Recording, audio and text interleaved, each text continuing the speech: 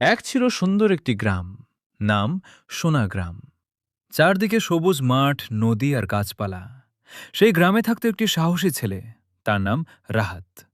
রাহাত সব সময় নতুন কিছু আবিষ্কার করতে ভালোবাসত। একদিন সে শুনল গ্রামের পুরনো বটগাছের নিচে একটি রহস্য লুকিয়ে আছে। আমি রাহাত। ছোটবেলা থেকেই রহস্যের গল্প শুনতে ভালোবাসি। আজ দাদুর কাছে শুনলাম বটগাছের নিচে নাকি একটি গুপ্তধন লুকিয়ে আছে। বহু বছর আগে একজন জ্ঞানী মানুষ এই গ্রামে থাকতেন। তিনি গ্রামের মানুষের জন্য একটি মূল্যবান ধন রেখে গিয়েছিলেন, কিন্তু সেই ধন কোথায় আছে তা কেউ জানে না। দাদুর কথা শুনে আমার কৌতূহল আরও বেড়ে গেল। আমি সিদ্ধান্ত নিলাম কাল সকালে বটগাছের কাছে যাব। আমি মায়া, রাহাতের সবচেয়ে ভালো বন্ধু। রাহাত যখন আমাকে গুপ্তধনের কথা বলল, তখন আমিও তার সঙ্গে যাওয়ার সিদ্ধান্ত নিলাম। একা যাওয়া ঠিক হবে না। রাহাত, কোথায় যাচ্ছ তোমরা?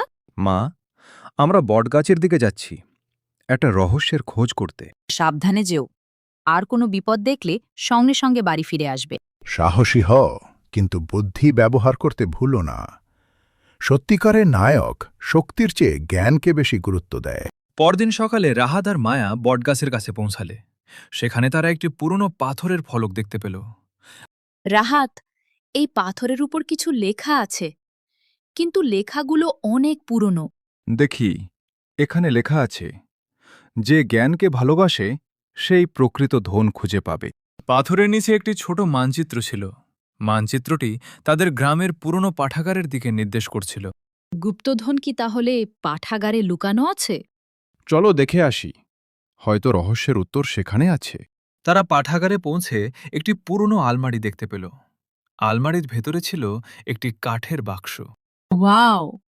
এটাই কি সেই গুপ্তধনের বাক্স? চলো খুলে দেখি। বাক্স খুলে তারা অবাক হয়ে গেল। সেখানে কোনো সোনা বা রূপা ছিল না, ছিল অনেক মূল্যবান বই। এগুলো তো শুধু বই। না মায়া, শুধু বই নয়, এগুলো জ্ঞানের ভাণ্ডার। যদি কেউ এই বাক্স খুঁজে পায়, তবে জেনে রেখো, পৃথিবীর সবচেয়ে বড় ধন হল শিক্ষা ও জ্ঞান। সোনা একদিন শেষ হয়ে যায়, কিন্তু জ্ঞান মানুষকে সারা জীবন পথ দেখায়। এখন বুঝতে পারছি কেন একে গুপ্তধন বলা হয়েছে। হ্যাঁ, আমরা আসলে সোনার চেয়েও মূল্যবান কিছু খুঁজে পেয়েছি। তোমরা আজ খুব বড় একটি শিক্ষা পেয়েছ। আমি তোমাদের জন্য গর্বিত। তোমরা শুধু রহস্যের সমাধানই করনি, জ্ঞানের মূল্যও বুঝেছ। সেদিন থেকে সোনার গ্রামের শিশুরা নিয়মিত বই পড়তে শুরু করল। রাহাত আর মায়া গ্রামের সবার প্রিয় হয়ে উঠল।